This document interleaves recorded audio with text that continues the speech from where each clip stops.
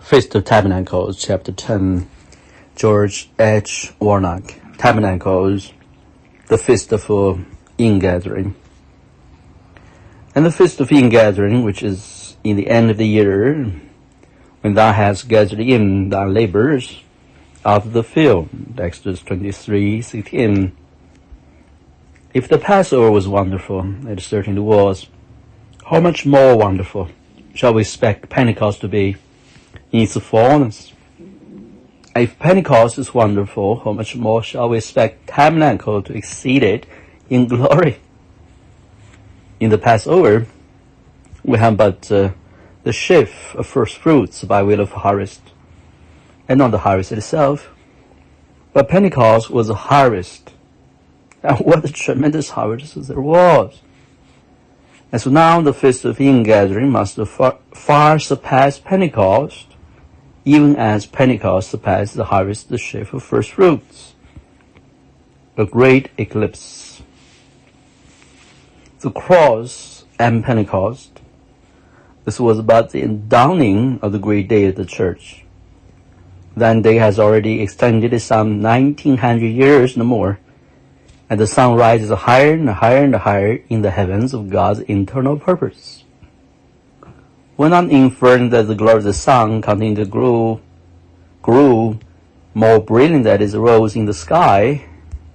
It should have done so. But through the disobedience of reapers, the sun was darkened. The moon, even the church, did not give her light.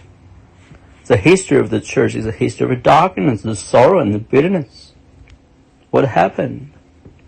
Did the sun of righteousness set in the heavens, and was the church swallowed up in defeat? Oh no, it was not the setting of the sun, but it was a great eclipse that caused the darkness, even the eclipse of the dark ages. First, there was an eclipse of the moon, the church. In her circuit above the heavens, she was caught in the shadow of the earth. And the corruption of the earth transformed her beautiful glow into blood and sorrow. And then there was the eclipse of the sun. The apostate church in her circuit obscured the glory of the sun. So then the earth dwellers witnessed the eclipse of truth himself. Truth perished from the earth, and joy withered away from the sons of men. Hence, the dark ages. A few godly saints were left, for God has already handed his believing remnant, and the holy must have sought the sun and set forever upon the once glorious church. But no, it was an eclipse, and in due course, according to divine pattern, the moon began once again to take on her celestial glow, and the sun began to shine brilliantly in the heavens of the church age. The Reformation has started. Light began to dawn upon the darkened understanding of men, and truth began to be restored to the church. And the Reformation had not ended by any means. Indeed, it too seemed to have gone into a partial eclipse. But rays of promise are again breaking forth from the heavens. The darkness is passing away, and the true light now shineth. 1 John 2:8, literal. Who is she that looketh forth in the morning, fair in the moon, clear as the sun, and terrible as the army with banners? Song of Solomon 6:10. She's a group known as overcomers. She's undefiled, the choice one of her that bear her. As we mentioned before, there are many groups in the church according to God's plan and purpose, and we're not attempting to make any particular distinction between them. There are 80 queens and 80 concubines and virgins without number. My thou, my undefiled, is but one. Songs of Solomon 6:9. There is a place for all God's people in his great house. But shall we not seek after that intimate place for fellowship and communion with him in the very secret place, the Most High? Says Paul. In the great house, there are not only vessels of gold and silver, but also for wood, the earth, and some to honor and some to dishonor. All the saints have a place in God's church. But one company receives the highest praise. The challenge is therefore throughout the saints everywhere to rid themselves of the corrupting influences of the flesh and the natural, and to diligently seek the things of the Spirit of God. If a man therefore purge himself from this, he shall be a vessel unto honor, sanctified, and meet for the master use, and prepared unto every good work. 2 Timothy 2:20, 21. The church, the garden of God. Jesus testified, I am the true vine, and my Father is the husbandman. Every branch in me that beareth not fruit, he takes away. And every branch that bears fruit, he purges or prunes it, and it may bring forth more fruit. John 15:1-2. The church, the garden of God. Surely this truth alone is sufficient to establish the fact that the church day must end in great fertility and unparalleled prosperity. If we consider God's garden, then nothing shall prevent the great husbandman from bringing his heritage to abundance and fruition. It's his responsibility to look out of it and to see that it brings forth harvest for his glory. For the Lord shall comfort Zion. He will comfort all her waste places, and he will make her wilderness like a Eden, and her desert like the garden of the Lord. Joy and gladness shall be found therein, thanksgiving and the voice melody. Isaiah 51:3. God always brings light out of darkness, life after death, joy out of sorrow, strength out of weakness, and fruition out of barrenness. We can rejoice, therefore, as we see the desolation of Zion, knowing that her desert shall become like the very garden of the Lord. The wilderness and the solitary place shall be glad for them. And the desert shall rejoice and blossom as a rose. It shall blossom abundantly and rejoice even with joy. And the saying, Isaiah 35:1-2, winds for judgment and blessing. Winds of judgment and blessing. A garden enclosed is my sister, my spouse. A spring shut up, a fountain sealed. Awake, O north wind, and come, thou south. Blow upon my garden, and then the spices thereof may flow out. Songs of Solomon 4:12-16. Both winds are necessary for God's garden. The blighting cold wind of the north, to test and try the saints, and the warm breezes from the south, to bring forth the fragrance of the Spirit. We can be thankful then that in all the strife and bitterness of the church's history, God's sovereign purposes have been fulfilled. For God has reserved the time of the south wind until now.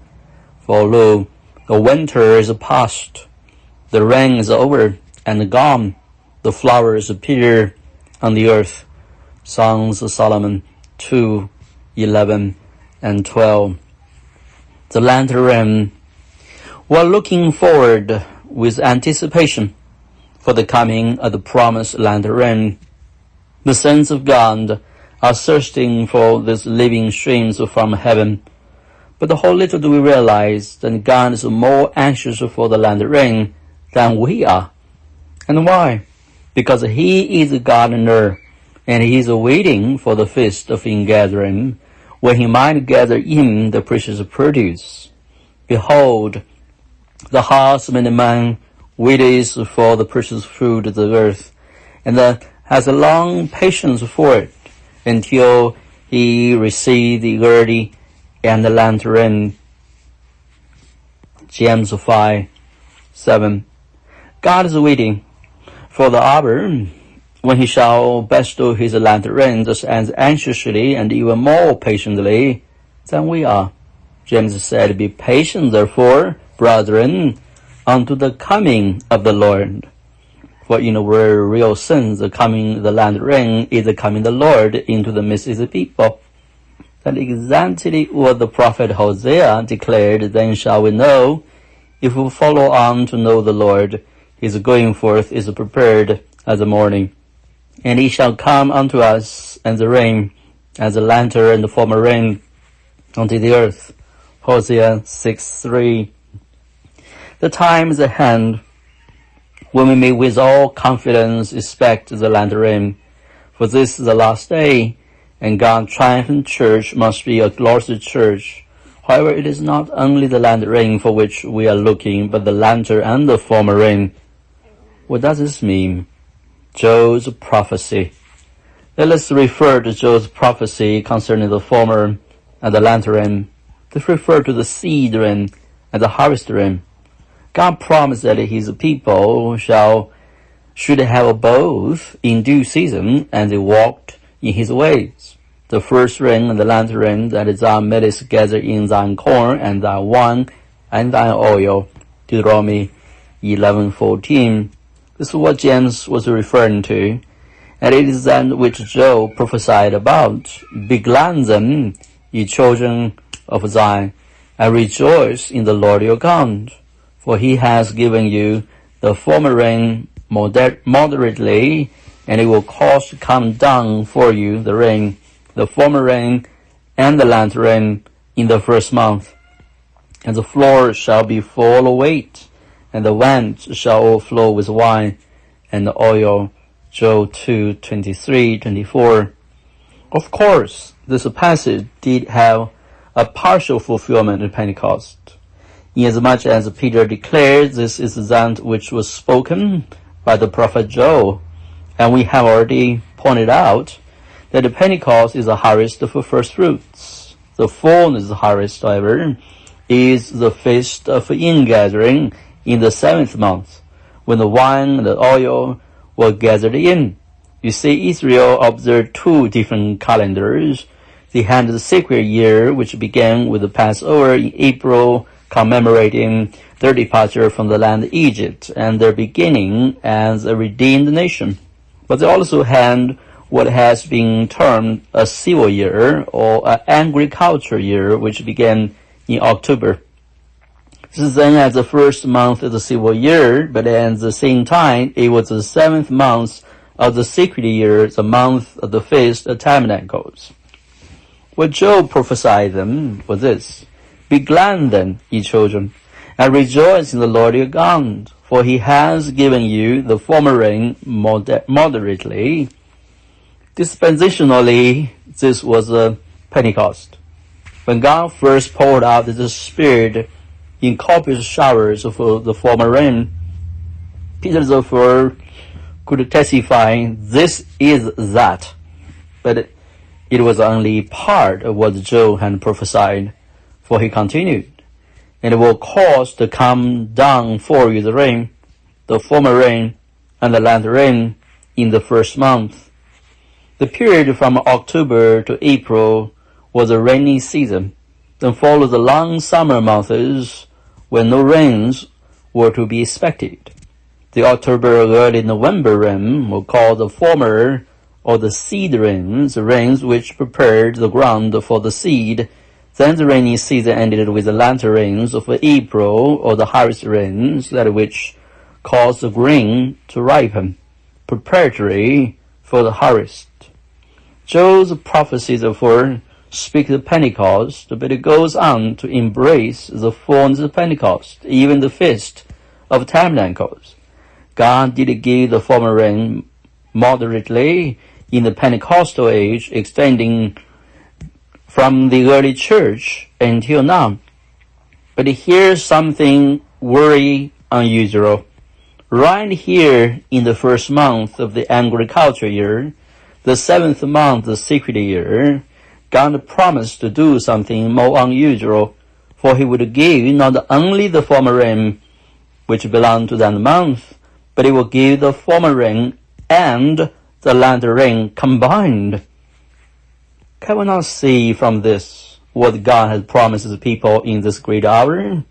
Not only the fullness of a great and glorious harvest, as in Pentecost, and not only the wonderful harvest of the Tabernacles, the feast of the ingathering, but all the glory and the power of the early church combined with all the glory and power which rightfully belonged to the triumphant church of the last days. All her former glory combined with all her land glory. Truly we can't begin to imagine the great and tremendous things which God has prepared for them that love him. And it will cause to come down for you the rain, the former rain, and the Lenten rain in the first month, all in the beginning of the season.